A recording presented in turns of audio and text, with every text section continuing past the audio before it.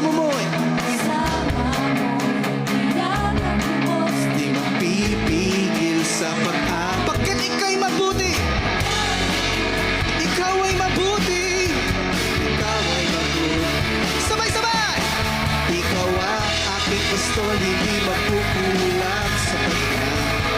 At higit pa, biyaya mo sa gana at umaapaw sa pagkat. At higit pa, sa lahat mong pangangailangan, higit pa sa lahat mong inaasahan. Wala nang mahihirap pa pagkat ika'y sapat. Ika'y sapat na at higit. Hallelujah!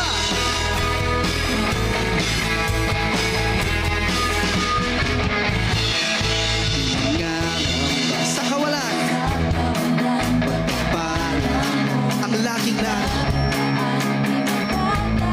sa pangalan. Naririyan ka pala, di maghitinag ang pagsasama. Iyak at lubos, hindi mapipigil sa pag-ab. Ikaw ay mabuti, pagkat ikaw ay mabuti. Hallelujah! Ikaw ang aking pastol, hindi makukulang sa pagkat. At higit pa, biyaya mo'y sagana at umaapaw sa pagkat.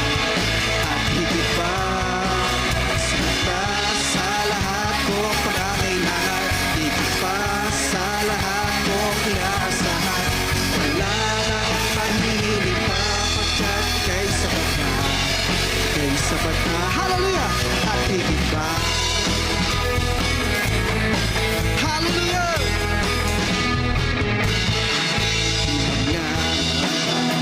Sa pagpapalang ang lahing lahat, Panginoon. Pagkat nariyan, di matitinang ang pagsama mo'y di pipigil sa pag-aw. Pagkat ikaw ay mabuti, ang Panginoon ay mabuti. Hallelujah! Ikaw ang aking pastol, hindi magkukulang sa pagkat. At higit pa, biyaya mo'y sagana at umaapaw sa pagkat. At higit pa, sakta sa lahat mong pangangailangan. Higit pa sa lahat mong maaasahan. Wala nang mahihirap pa pagkat ika'y sapat na. Ika'y sapat na. At higit pa. Hallelujah! Purihin ka, O Diyos!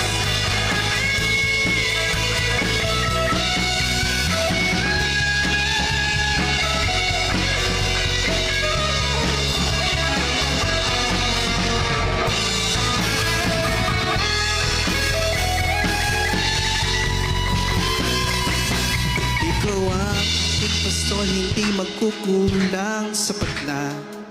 At higit pa, biyaya mo'y sagana at umaapaw sapat na. At higit pa, hallelujah! Sapat na sa lahat kong pangangailangan. Higit na sa lahat kong inaasahan. Wala nang ang mahihirap pa pagkat ika'y sapat na. Ika'y sapat na. Isa pa! Ikaw ang aking pastol, hindi magkukulang sa pagkat. At higit pa, biyaya mo'y sagana at umaapaw sa pagkat. At higit pa,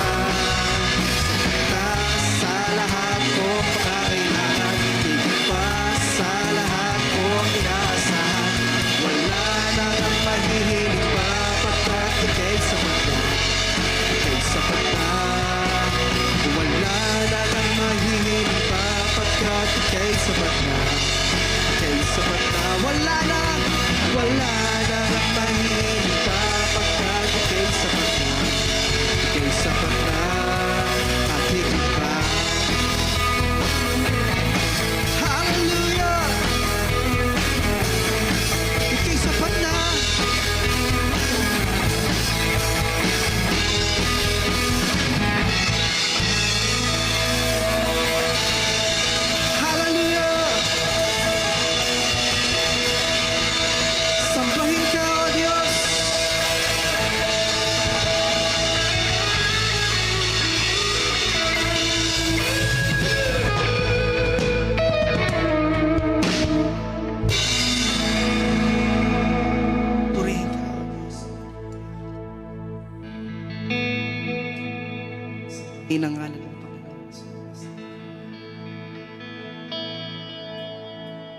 pupurihin ka, pahinang.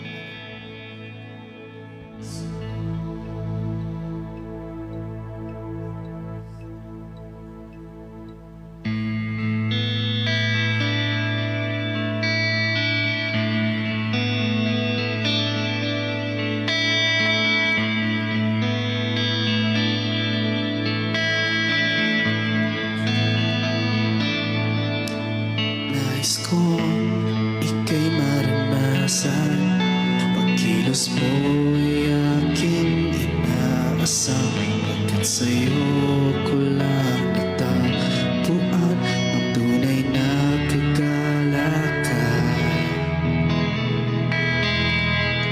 Nais kong ika'y maranasan, ibog ng puso ko'y ikaw lamang.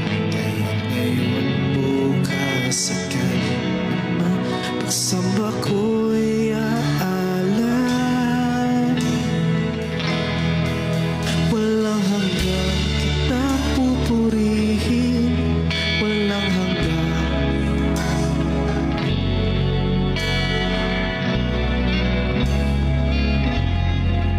Ay mamalagi sa'yo, minsan pa, walang hanggang. Walang hanggang sasambahin, buong laman ng puso kong ito ay mamalagi sa'yo. Mamalagi. Minsan pa, nais kong ika'y maranasan, pagkilos mo'y aking inaasam, hanggang sa'yo ko lang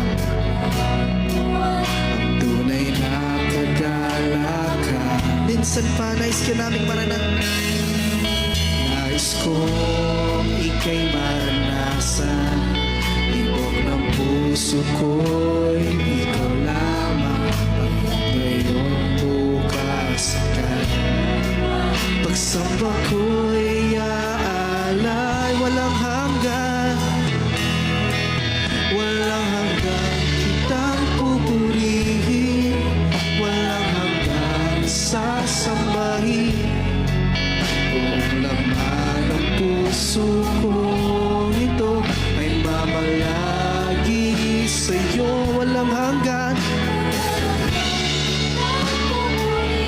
walang hanggang sasambahin. Hallelujah. Buong laman ng puso kong ito ay mamalagi sa'yo. Mamalagi sa'yo. Nais kong ika'y maranasan, pagkilos mo'y aking inaasam, pagkat sa'yo ko lang natagpuan ang tunay na kagalakan. Nais ka naming maranasan, Panginoon.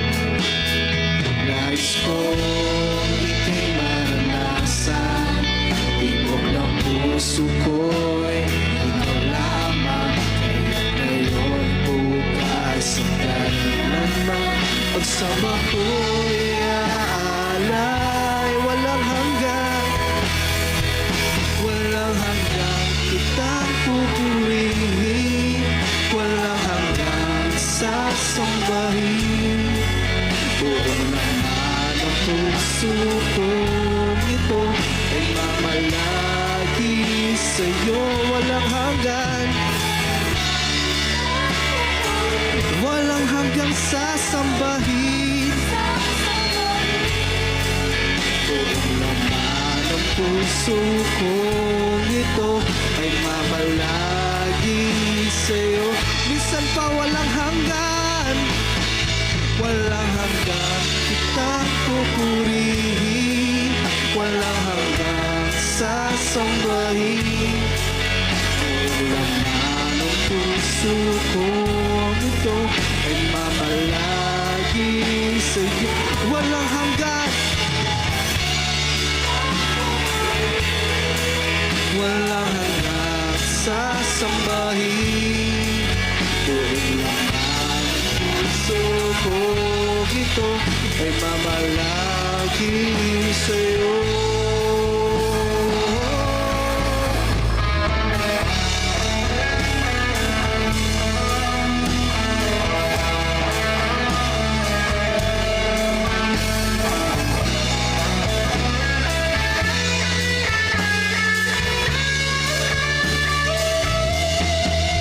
Walang hanggang kita pupurihin, walang hanggang sasambahin.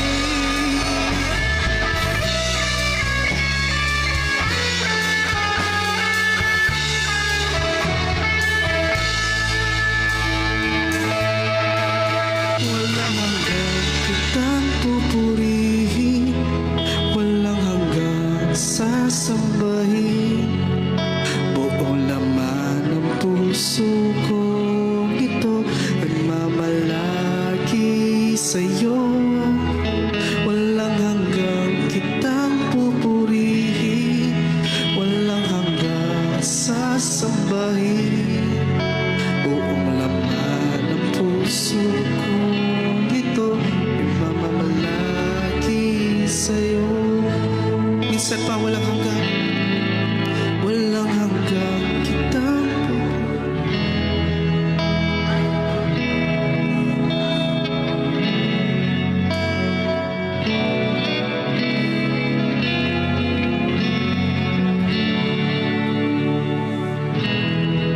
walang hanggang kitang pupurihin, walang hanggang sasambahin. Buong laman ng puso ko ito ang mamalagi sa'yo. Buong laman ng puso ko ito ay mamalagi sa'yo. Buong laman ng puso ko ito ay mamalagi sa'yo. Mamalagi. Purihin ka, O Diyos.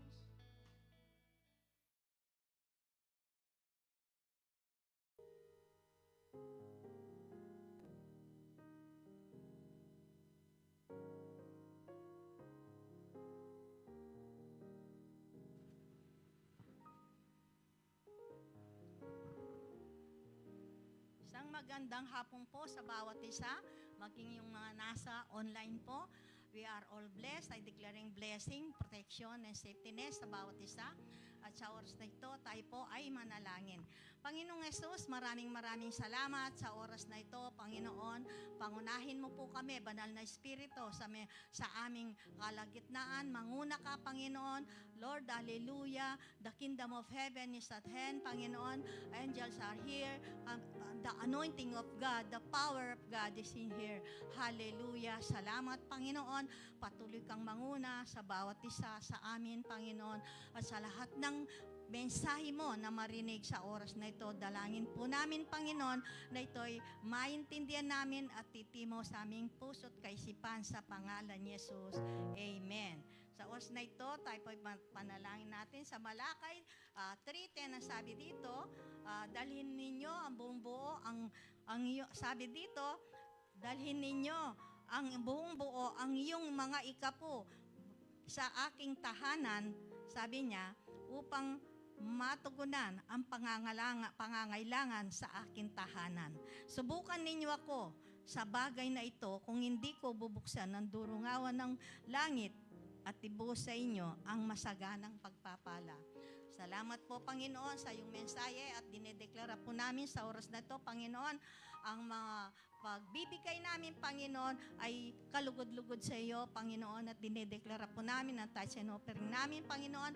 Ito ay magamit sa expansion of your kingdom, Panginoon, in the name of Jesus, and declaring more blessing to come sa bawat anak mo, Panginoon, in the name of Jesus, in the name of Jesus. Salamat po, Ama, sa ipong kapurihang kapasalamatan sa pangalan ni Jesus. Amen. So ngayon po ay dadako po tayo sa salita ng Panginoon. Amen. Ang ating pong mensahe sa oras na ito ay patungkol sa significant kahalagahan ng pagkasilang ng ating Panginoong Yesus. Amen. The significance of the birth of Christ. Sa panahon nito, no, ang pagkasilang ng ating Panginoon, kaya meron tayong sineselebraan na Christmas. Amen? So, sa panahong pag dumating na yung bear, ang mundo ay nagpiprepare na yan. Amen? Ng mga ibibigay, kung ano-ano ang preparation nila sa Pasko. Amen? Yung makamundong pagkasanayan natin. Ang makamundong kasanayan natin patungkol sa Christmas. Ito ang magbigay, magluto, mamasyal, mag-enjoy. Amen? Pero, ang sabi nga dito, nakakalungkot lang sa kabila ng kanilang kabisihan, sa kabila na nag-e-enjoy sila sa mundo, ay nakakalimutan nila yung talagang tunay na regalo na nagmula sa Panginoon. Amen? Yon hindi nila nabibigyan ng pansin yon.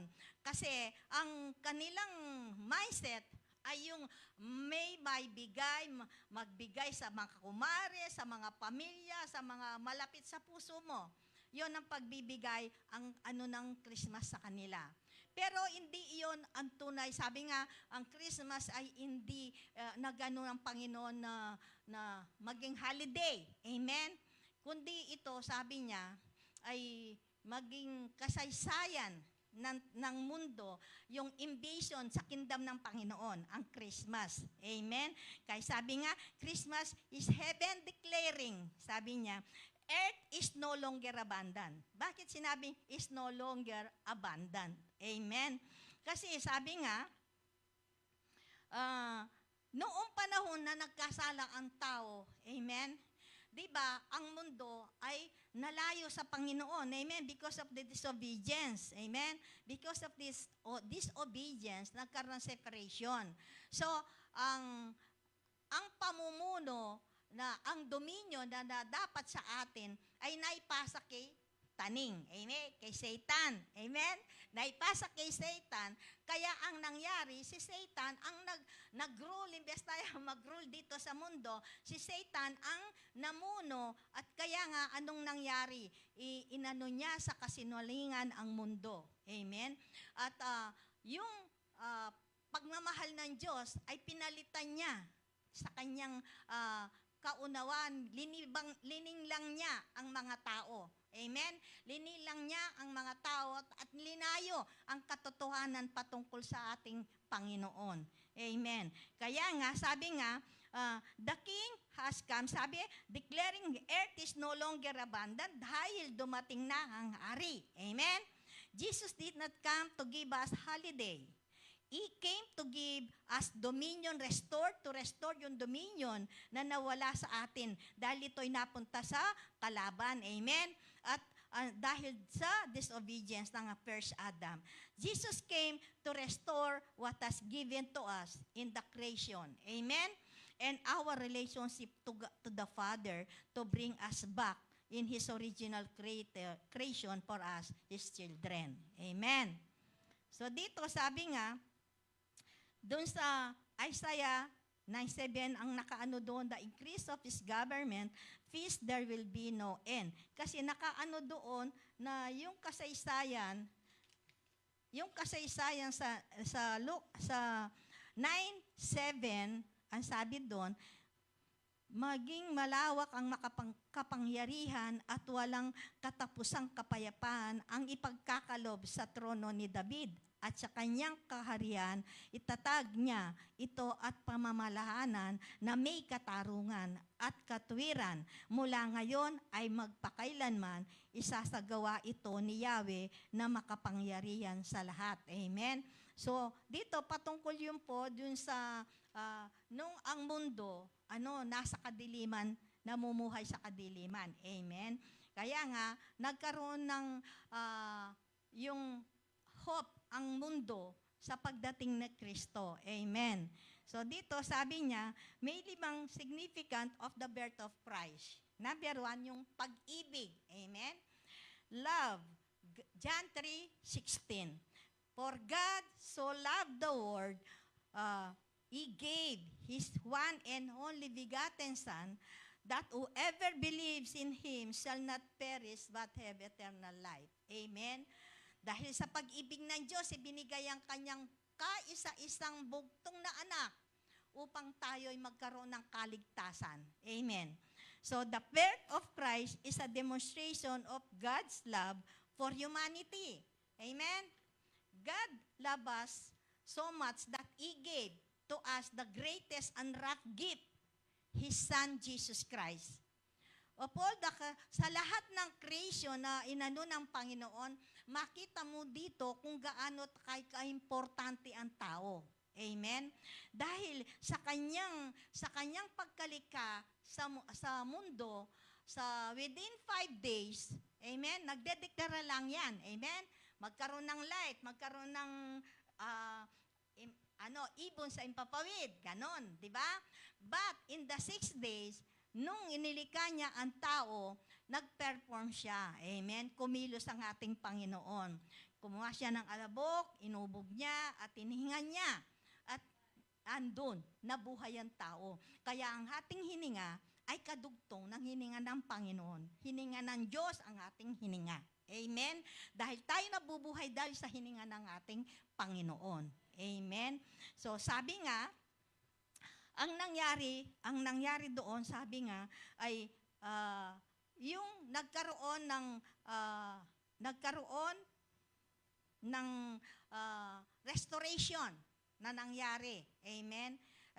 Sa pagdating ng ating Panginoon. Amen? So dito, sabi niya,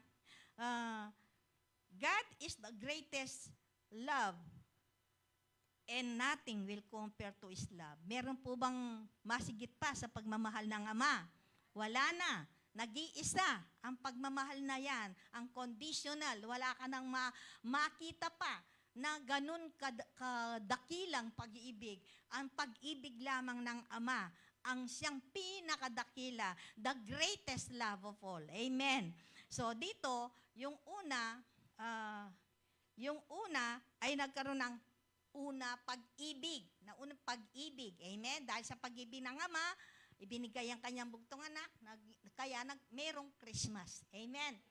Tapos dito, pangalawa ay hope. Na pag-asa. Kung babasahin mo yung sa Isaiah 9:6. Amen? Sapagkat, sabi niya, isinilang ang isang sanggol na lalaki para sa atin.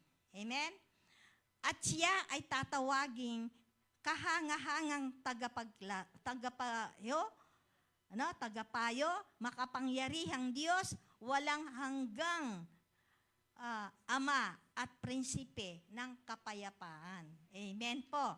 So dito sabi niya, hindi sabi dito sa English sabi, for us a son is given, and the government shall be upon his shoulder, and his name shall be called Wonderful Counselor, the Mighty God, the Everlasting Father, the Prince of Peace. Amen.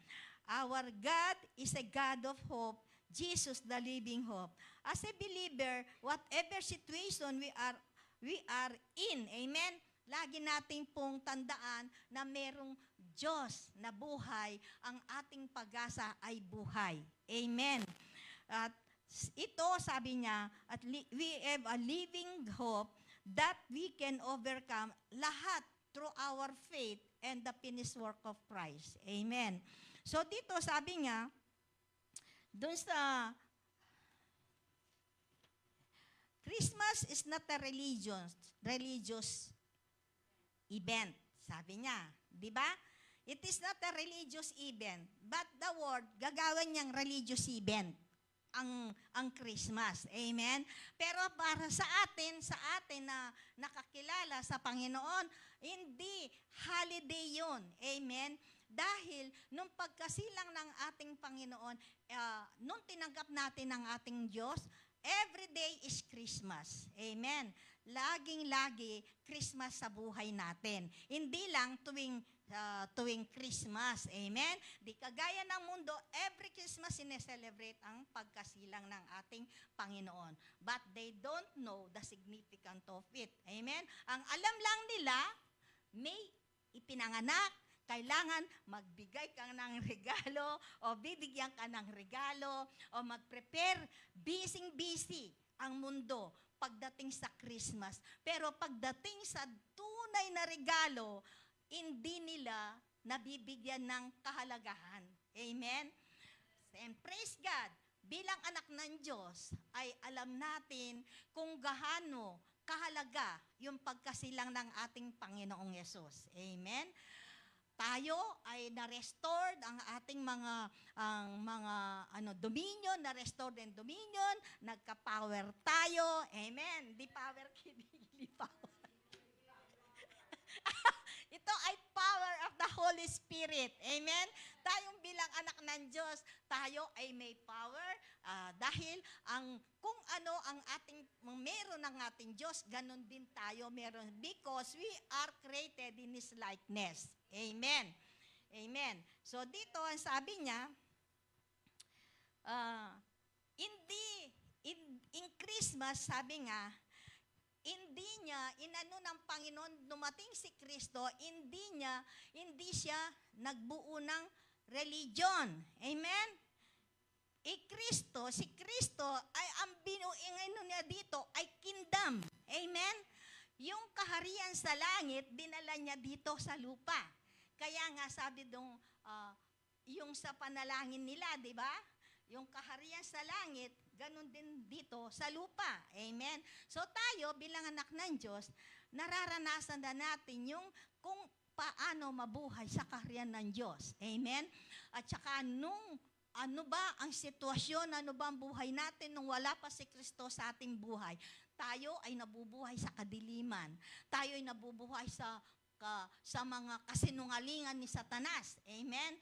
Pero ngayon, salamat sa Panginoon, yung kaunawahan, katotohanan ay linagak ng Diyos sa kanyang mga anak. Kaya never tayong mabuli ni taning. Amen? Amen? So, napakabuti ng ating Panginoon. Amen. Sabi nga,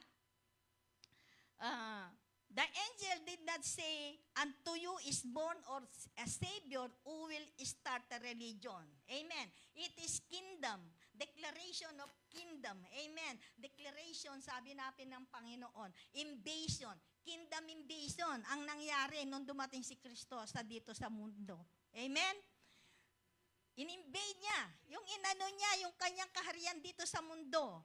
At sino ang mag-aano sa mundo? At sino ang mag-aano sa kanyang kaharian? Sino ang mamamahala dyan? Sino ang magpapatuloy dyan? Tayo. Tayo na kanyang mga anak, tayo na tumanggap sa Kanya, na yung Holy Spirit ay kasama natin. Amen? Yung prophecy na nung pa sa Old Testament, di ba? Sa Isaiah, ang sabi nga, may batang lalaki na sisilang. Amen? Nangyari yon sa Matthew nung ipinanganak nga ang ating Panginoon. Pero makita mo dito, sabi nga, kung anong klaseng hari yan. Amen? Kung anong klaseng sitwasyon yan. Kung, di ba, yung hari, kailangan maipanganak yan sa palasyo. Amen? Lahat ng karangyaan nandyan sa mga hari, sa mga anak ng mga hari. Amen? Sa palasyo. Pero sa ating Panginoon, saan siya ipinanganak? Amen?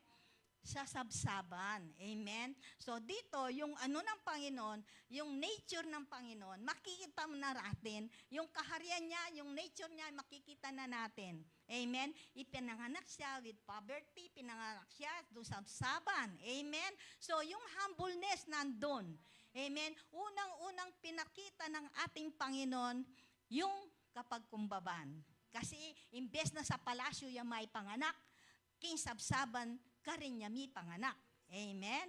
Imbes na mag-enjoy siya sa kayamanan ng mundo, doon sa kalwalatian spiritual, siya nag-enjoy. Amen? So, magkaiba talaga. And praise God, nasa kaharian na tayo ng ating Panginoon.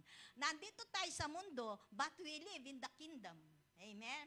Kaya nga, magkaiba ang ating nararanasan sa buhay. Amen? Magkaiba.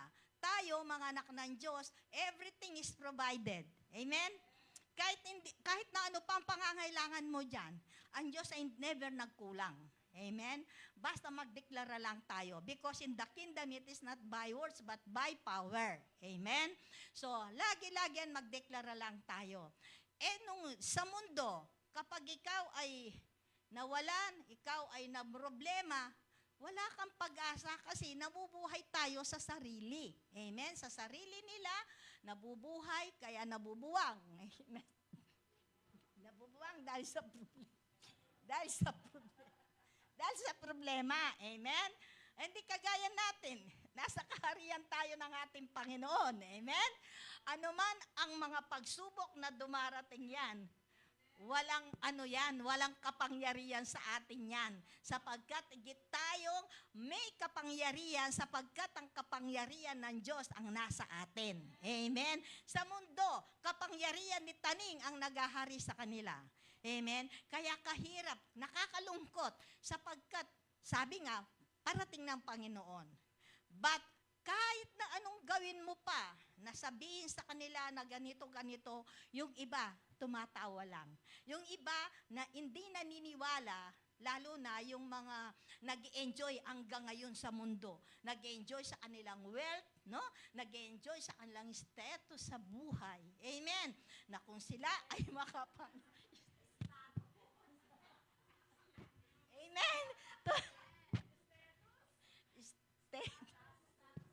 Status. Amen? Ang status nila sa buhay. Amen? Kakaiba. Amen? Kakaiba ang mga anak na Diyos. Amen? Tunay nga, napakabuti ng Diyos sa ating mga buhay. Tayo'y nasa kaharian. Tayo ay, and everything we need is provided. Amen? Though dito sa mundo, dahil nakikita ng tao na ikaw simple ang buhay mo, pero hindi na alam, pinakamayaman ka. Amen? Sapagkat ang kayamanan na yan ay nasa kaharian ng Diyos. Amen? Wala dito. Dito kasi, madaling mawala ang pera, ang kapangyarihan. Amen? Maging ang buhay na yan, hindi mo alam kung kailan mo paano ay nawawala rin. Amen? Kaya, praise God, nasa Panginoon tayo sa pag-iingat ng ating Diyos. Amen? So, sabi dito, sa pagkasilang ni Jesus, ay nagkaroon ng pag-asa ng kaligtasan sa ating mga makasalanan. Muli tayong nakalapit sa Diyos sa pamamagitan ni Yesu Kristo. Amen? He is the mediator. Amen? Siya ay mediator sa tao at sa Diyos. Amen? Kaya dito sa lupa, gaya ng nakasaday, kingdom come, thy will be done on earth as it is in heaven. Hindi po pagpatay ka na, doon mo pa maranasan ang kaharian. Ngayon pa lang, dito pa lang po sa mundo, kapag po tayo tinanggap natin ang ating Panginoon bilang Diyos at tagapagligtas, tayo po ngayon ay mula sa kadiliman, malipat po tayo sa kaliwanagan. Mula sa mundo, malipat po tayo sa kaharian ng ating Panginoon. Yun po ang pinaka-importante. Ay yun din po ang dahilan bakit ang ating Panginoon ibinigay niya ang kanyang buhay, ang Ama ibinigay ang kanyang bugtong na anak. Amen? Upang muli ay lapit, no? Magkaroon ng restoration sa relationship natin sa Panginoon. Amen. At may balik sa atin kung ano yung kinrate ng Diyos nung binigay sa atin. May free will tayo, may dominion tayo. Amen. Ngayon, nasa atin na po lahat yan.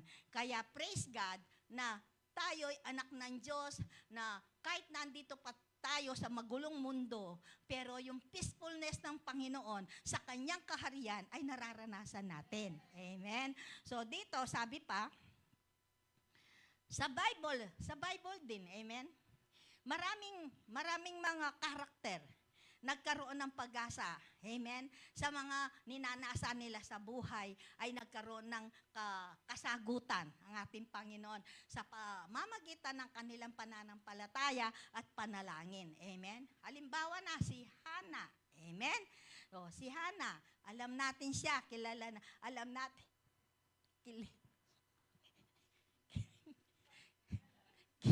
Hana, kilala natin yan. Hindi yung Hanang nagtitinda ng puto, no? Ito ay si Hana, isang karakter sa Bible na hindi nagkakaanak, hindi magkaanak. So, yung isang wife ng kanyang husband ay may mga anak. Samantalang siya ay wala. Kaya ang ginawa niya, patuloy at patuloy na nalangin, nagtiwala sa ating Panginoon. Amen?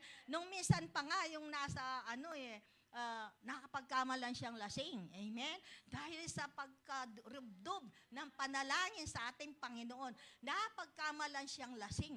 Amen? Dahil kapag nasa Panginoon ka talaga, lalo na pag nasa presensya ka ng Panginoon, daig mo pang malasing. Dalig mo pa ang lasing. Amen? Lasing ka sa kapangyarihan, sa anointing, sa umaapaw na kahalwalatihan, sa umaapaw na kapayapaan ng Diyos sa ating mga puso. Amen? Kaya napakabuti ng Diyos sa ating mga buhay at tayo rin ay mapapalad dahil nandun na tayo sa Kanya. Nasa Kanya na tayo. Ano man ang mangyayari sa mundong ito, lalo ngayon, sa kapanahon ngayon, nakikita natin maraming na-stress po. Kasi bakit? Kasi wala silang Diyos. Amen? Ang alam nila, ang sarili nilang kaunawahan, doon po sila bumabase. Kaya pag nakita nila na lumindol, ayun na. Hindi na nila alam kung anong gagawin nila. Siyempre, yung sarili nila, hindi naman nila maano doon sa lindol. Amen? But bilang anak ng Diyos, lumindol man dyan, ano man dyan ang mangyaring sakuna sa mundong ito, ang mga anak ng Diyos ay protektado. Amen? Tayo ay protektado ng Panginoon. Hindi ahayahan ng Diyos na mapahamak ang kanyang mga anak. Amen? Kaya, kung yung mga nasa mundo po, sa oras pong ito, kung hindi pa po ninyo nakilala ang ating Panginoon, ito po ang oras, kailangan po tayong bumalik sa ating Panginoon. Kilalanin ang ating Diyos na nagbuwis ng buhay at nabuhay na muli para sa ating freedom. Amen? Para sa eternal life po. Kasi tunay nga, ang tanging makakapagligtas sa tao si Kristo. Walang iba, walang pari, walang ala, walang ano. Si Kristo lamang po ang dapat nating tingnan, tanggapin sa ating puso. Huwag po kayong tatanggap ng anumang sekta o di ba pa? Kasi si Kristo lamang po ang dapat nating tandaan, ang tanging dapat nating tanggapin sapagkat si Kristo ang lumikha sa atin. Si Kristo nagkasala ang tao, pinatawad. Si Kristo ibinigay ang buhay at para sa kaligtasan muli ng tao ay maibalik niya muli. Tingnan niyo po kadakila ang ating Panginoon. Sinong makagawa sa mga namumuno, sa mga relihiyon? Sino pong makagawa sa ginawa ng Panginoon? Sino pong nangako na kapag ikaw ay namatay, mabubuhay kang muli? Amen? Sino po ang namatay na tagapamahala ng mga relihiyon at siya'y nabuhay na muli? Tanging si Kristo lamang po. At si Kristo lamang po ang nangako na magkaroon tayo ng eternal life. Siya lamang po ang nangako nun. Amen? Na basta siya tinanggap mo, meron kang eternal life. Amen po. So, kailangan po mag-isip-isip tayo. Amen po, kasi po talagang totoo po ito. Paniwala no, tindi ng mundo, malapit na po ang pagdating ng ating Panginoon. Kaya kailangan po mga kapatid ko, mga kapatid na nasa online na nakakarinig sa mensahe ito, kailangan po nating laging maghanda. Handa, unang-una tanggapin yung kaligtasan, si Kristo lamang po. Amen? Lagi natin ihanda ang ating sarili sapagkat hindi natin alam kung kailan ang pagdating ng ating Panginoon. Amen po. So dito, sabi dito, number 3, giving. Amen? Ito, pagbibigay. 2 Corinthians 9:15. Thanks be to God for His impressible gift. Amen? Ah?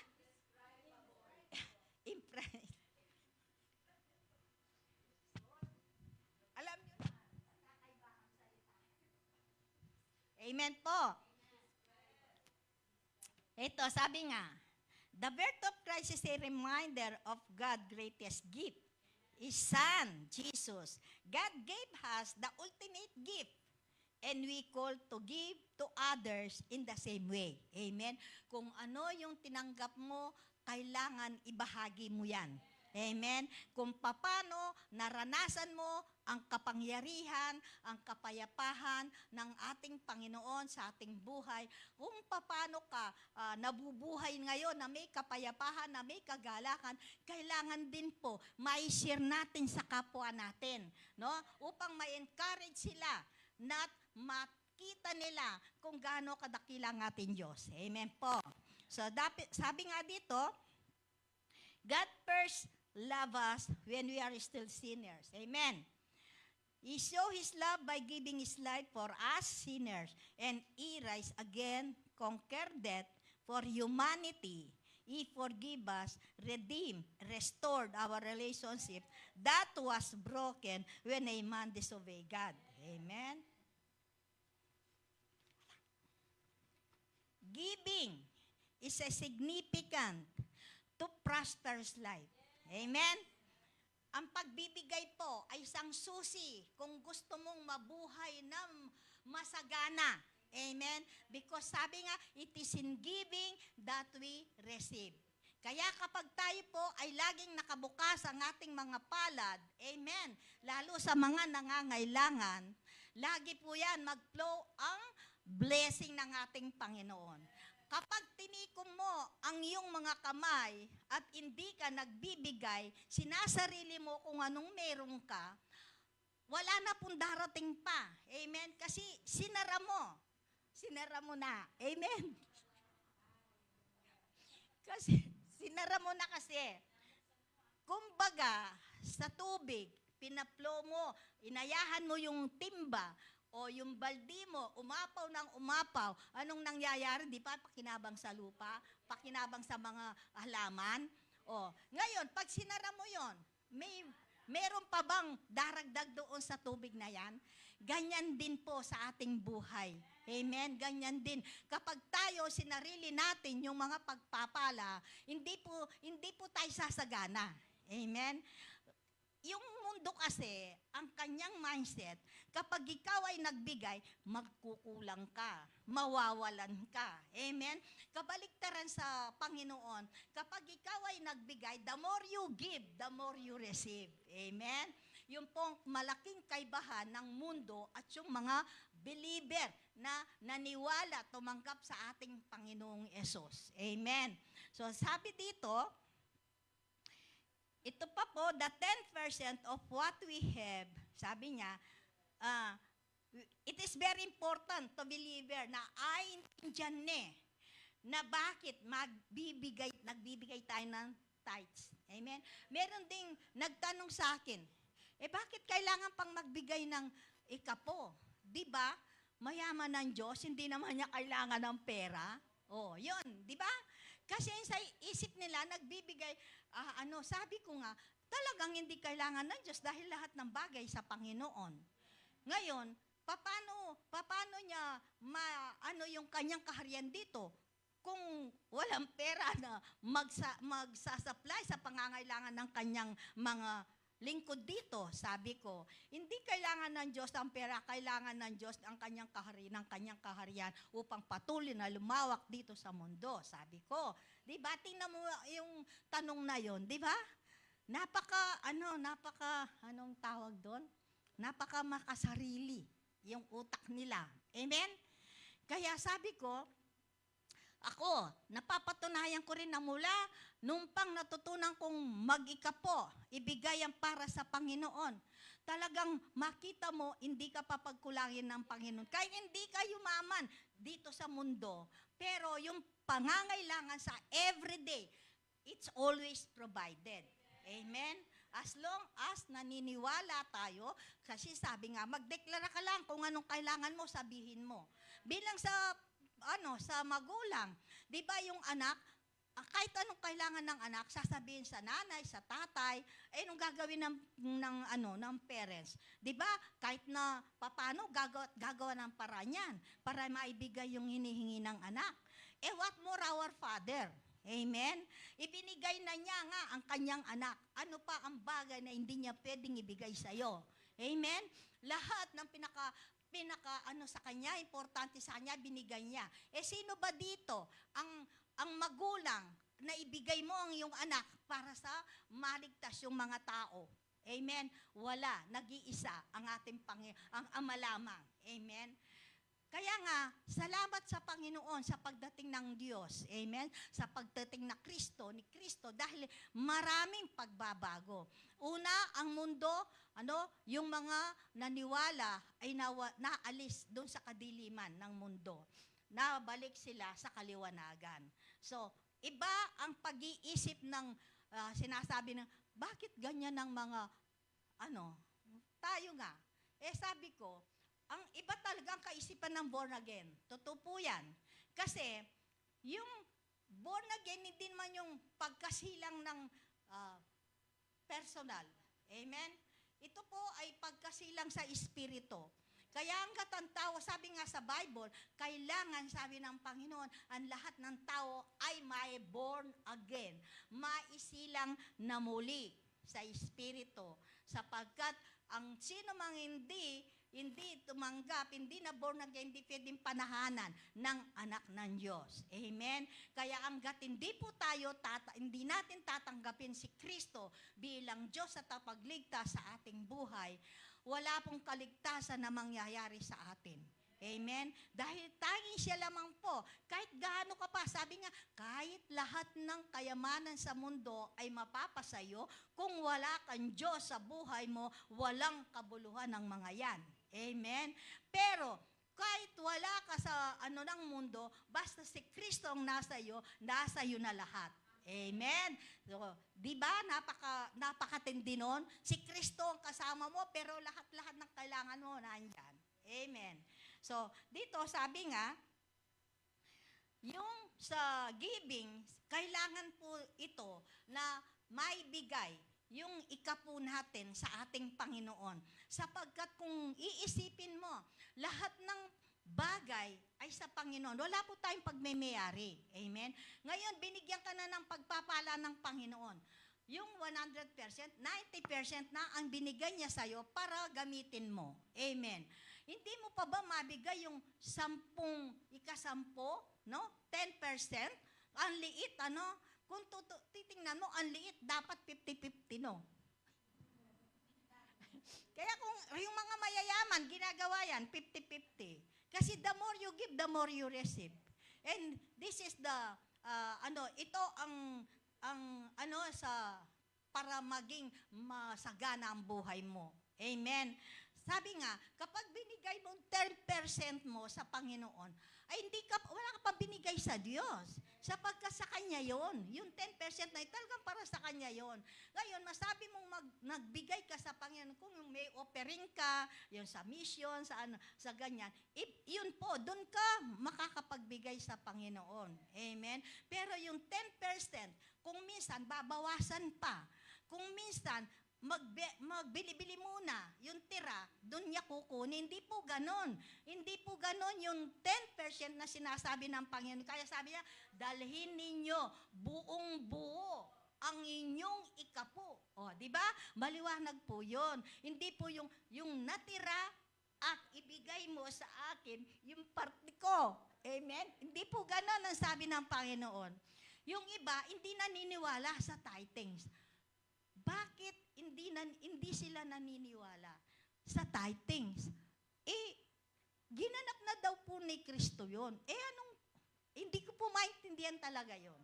Kasi sapagkat ang Biblia ang nagsasabi na kailangan nating ibigay yung 10%, yung ika-po. Huwag po tayong maginayang na magbigay sapagkat kung tayo ay nagiging tapat sa Panginoon, mas higit po niya tayong pinagpapalaan. Amen? Mas higit tayong mapagpala sa ating Panginoon. At napakasarap sa puso kapag ikaw ay nagbibigay kaysa doon ikaw ay tumatanggap. Amen? Napakasarap sa puso ang pagbibigay kaysa doon sa pagtanggap. Amen. So, napakabuti ng ating Panginoon. Amen. Kaya, giving is the one key to a prosperous life. God love a cheerful giver. Amen. If we give, there must be peace in our heart. Amen. We must give wholeheartedly. Hindi yung nagbigay ka, ang bigat sa puso mo. Huwag ka nang magbigay pag ganon. Amen. Sabi ko, kapag ikaw ay nagbibigay at maano sa puso mo, mabigat, huwag ka nang magbigay, kapatid. Kasapagkat hindi kalulugdan ng Diyos ang iyong pagbibigay. Kapag ganon ang puso mo. Ang nais ng Diyos, nagbibigay tayo na may kasiyahan sa puso, na may kapayapahan sa puso. Diba? Amen? Yan ang mga anak ng Diyos. Amen? Sino mga anak ng Diyos dito? Amen! Hallelujah! Tunay napakabuti ng ating Panginoon. Ito, number 4, witness. Ayan. Witness. Sa chapter 2:8-20, no? Dito, makita natin yung pagdating ng ating Panginoon. Amen? The angel of the Lord appeared to them, and the glory of the Lord. Nung nakita ng mga shepherd, yung liwanag, amen? At bigla parang natakot. Ngayon, ang sabi ng anghel sa kanila, huwag kayong matakot, sabi niya. Ang dala ko ay magandang balita. Amen. Sabi niya, ang dala ko ay magandang balita. Sabi niya, behold, I bring you a good news of great joy that will be for all the people.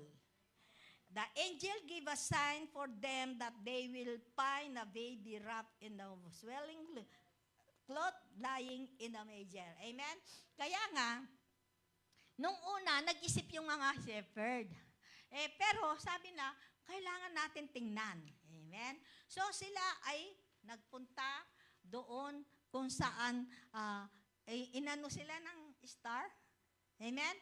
So, nung pagdating na doon, nakita nila si Mary at saka si Joseph at yung bata naka sa sabsaban. So, ng mga pinagkakainan ng mga tupa. Amen? Tingnan mo, no? Hari. Tapos, doon sa pinagkakainan ng mga tupa, doon mo makita. Amen? Saan ka makikita dito sa mundo na ang hari makikita mong nakahiga doon sa butas-butas na bubong. Amen? Makita mo dito yung mga hari ay masarap ang buhay. Amen? Walang inaalala. Pero deep inside, their spirit is empty. Amen? Amen? Marami po. Marami. Yung kanilang physical, enjoy sila sa mundo. Enjoy nila. Alam mo, bilang anak ng Diyos, dati, kung wala ka pa sa Panginoon, mainggit ka di ba? Masabi, bakit sila? Nakakapag-enjoy, dahil sila maraming pera. Pero, nung ma-born again na ako, ang sabi ko, pag nakikita ko yung mga taong mayayaman na lulula sa ng mundo. Amen? Wala na silang panahon sa kabisihan para sa mundo, para sa pagpapayaman, o yung mga selfish people. Amen? Alam mo, ang nakikita ko doon, hindi na yung naiinggit. Nakikita ko, naaawa ako. Naawa ko, why? Kasi alam ko na kung ano atong pangyayari ito sa buhay ng mga ito, na ang mga kinagigiliwan nila na mundo na yan, ay mawawala lahat yan. Kumusta ang espiritu nila? Kaya nga, lagi ko sinasabi, kung ang tao ay pinupuno, no? Inaano niyang maigi ang kanyang espiritu, kung minsan libo-libo pa yan, para sila ay gumanda, kung ano-anong pinaggagastusan para sa kanilang sarili, pero hindi sila makapagbigay para sa Panginoon. Amen? Hindi sila makapagbigay sa Panginoon, pero makita mo sila, talagang elegante ang kanilang sinusuot, ang kanilang buhay masasarap, pero wala ang Panginoon sa kanila. Amen? Kaya nakikita mong nag-e-enjoy sa mundo, pero nakikita mo yung kabigatan sa puso nila. Kaya was na naharap mo yun, nakakwentuhan mong mga yon, mararamdaman yung gutom na gutom yung kanilang kaluluwa sa salita ng Panginoon. Amen? Kaya maraming ang nabuborn again, di ba? Mayayaman. Kasi na ano nila sa kanilang buhay, mayaman sila, pero deep inside empty. Amen? Pero kapag nasa Panginoon ka, kahit na simpleng buhay yan, pero punong-puno ang puso mo. No? Punong-puno ng kagalakan, ng kapayapaan ng ating Panginoon. Kaya ang mga lingkod ng Panginoon, ang mga anak ng Diyos, hindi bumabagsak. Kaya kahit na nakikita mo naman ang mga problema mo, hindi ka bumabagsak. Why? Yung physical mo, nararamdaman yung hirap. Nararamdaman ng physical natin yung kahirapan, yung sakit. Pero deep inside, tuwang-tuwa, malakas yung espiritu mo. Amen? Kaya yon ang nagiging sanhi. Bakit hindi tayo lubusang bumabagsak kapag tayo ay nasa low na ng buhay? Amen po. So napaka ano po talaga yung yung witness. Amen? Yung pagiging witness, sino ba ang unang witness? Di ba yung mga shepherd? Ang unang naging witness sa pagsilang ng ating Panginoon. So, ang witness, ano bang trabaho ng witness? Amen? Noon din, yung mga apostoles noon, yung mga apostles noon. Amen? They witness also kung anong ginawa ng ating Panginoon nung nagmi-ministeryo pa siya dito sa mundo. Amen? Kaya nung umalis na ang Diyos, anong ginawa nila? Ang nakita nila, ginagawa ng Panginoon, yung na-witness nila, yun din ang ginagawa nila. Amen? Kaya kung anong nakikita mo, yun ang gagayahin nila. Amen? Kaya yung pag-witness bilang anak ng Panginoon, tayo ay marami tayong ma-witness sa ating buhay na ginawa ng kabutihan ng Diyos sa buhay natin. Amen? Unang-una, mawi-witness mo mismo ikaw ang pagbabago sa iyong buhay, yung transformation. Amen? Maraming mga bagay na bago, maraming mga bagay na dati hindi mo nararanasan, pero nung nasa Panginoon ka, ay nararanasan mo na yung walang hanggang kapayapaan na yon. Amen? Nawi-witness natin yan. Amen? So, kailangan, sabi nga, ang witness ay nagsasabi lamang yung katotohanan at kung anong nakita niya. Amen? Halimbawa, sabi nga sa courtroom. Amen? Pag halimbawa, testigos ka, hindi mo kailangan makialam kung paano ma-resolve yung problema na yan.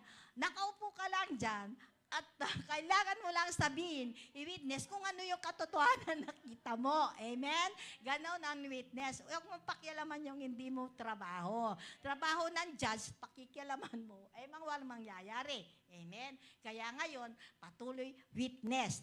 Witness, sabi nga, hindi ba si Jesus ang unang nag-witness sa Panginoon, sa Father niya? Amen? Nag-witness. Then the apostles witness ang gawa ng Panginoong Jesus.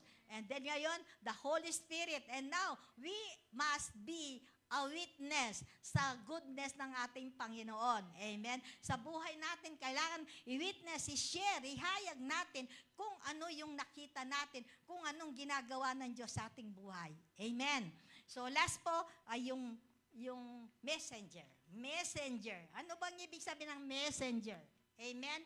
Yung mga isi-share mo bilang mensahero ng ating Panginoon dito sa lupa. Sinong gagamitin na mensahero ng Diyos? Tayo. Amen? Dahil paano lalawak ang kaharian ng Diyos kung walang maghahayag, kung walang maging messenger. Amen?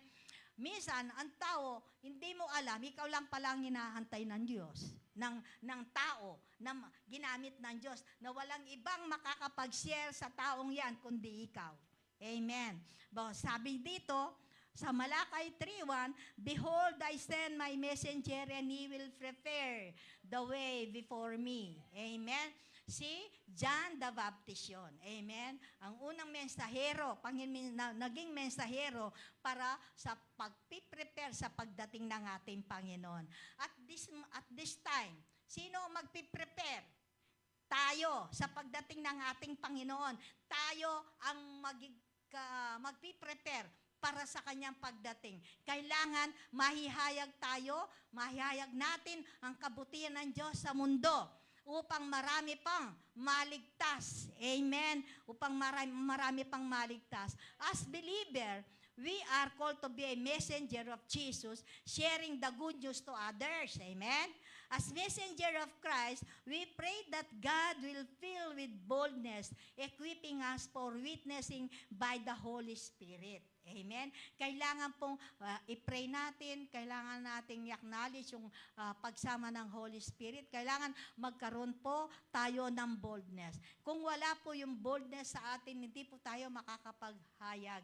Kasi bakit? Mauunahan po tayo ng hiya.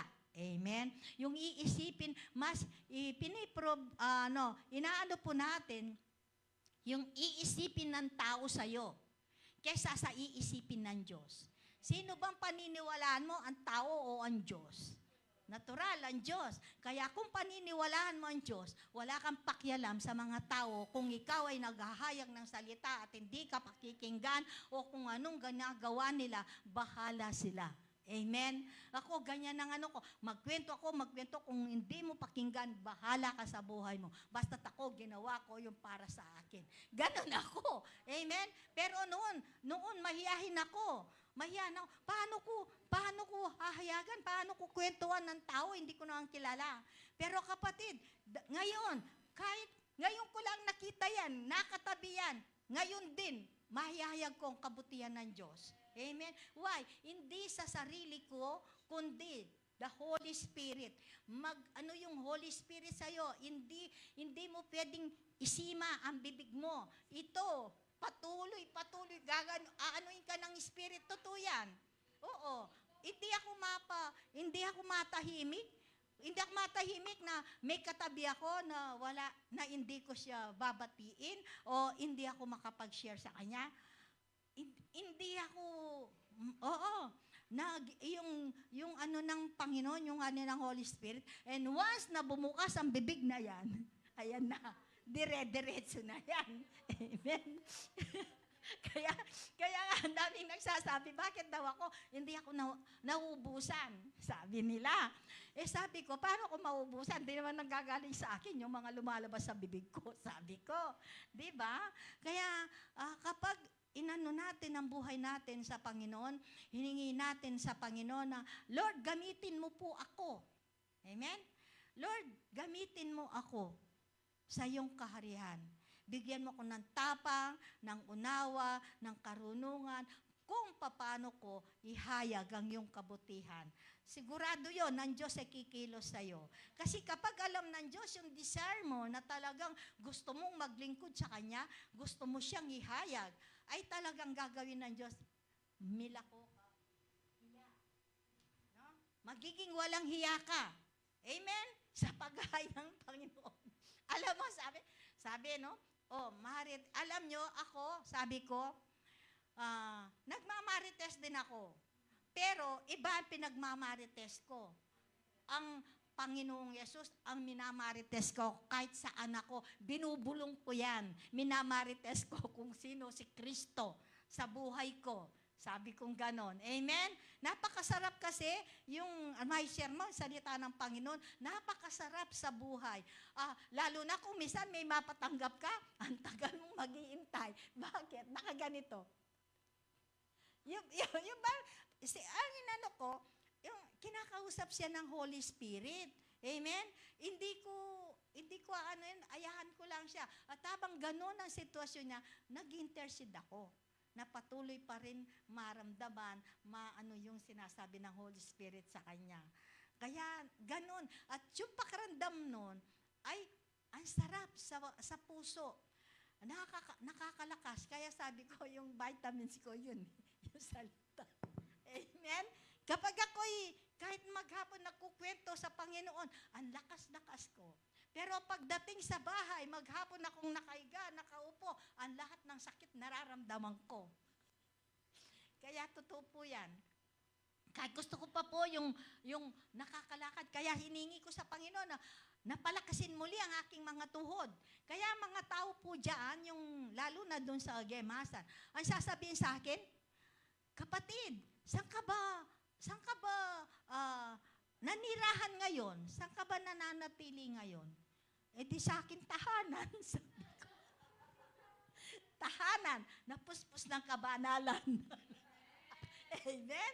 Yan ang sagot ko. Kasi kasi noon po, yan, no? Sa Astora, di ba, noon lagi ako umaayo, ang dami kong na tao, kahit nandito sa Gemasan, 4 na Bible study. Kung hindi lang na 4 na Bible study sa Gemasan lang. Amen? Kasi araw-araw ako naglilibot noon. Pero ngayon, kahit hindi naglilibot, nagpipray ako. Nagpipray ako at ang ginagawa ko yung FB. Kapag merong ko yan, isisend ko sa FB.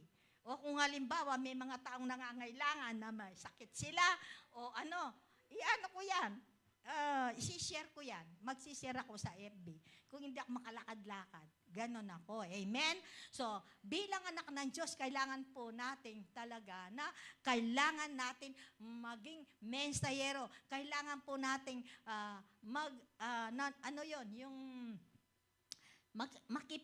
sa Great Commission. It is a great opportunity sa ating mga believer na maging partaker ng Great Commission. Sapagkat yun po ang pinakaunang ninais ng Diyos na yung mga compassion to the lost. Amen po. Yun po ang dapat nating ipanalangin at dapat nating hingin sa Panginoon na tayo'y magamit. Amen?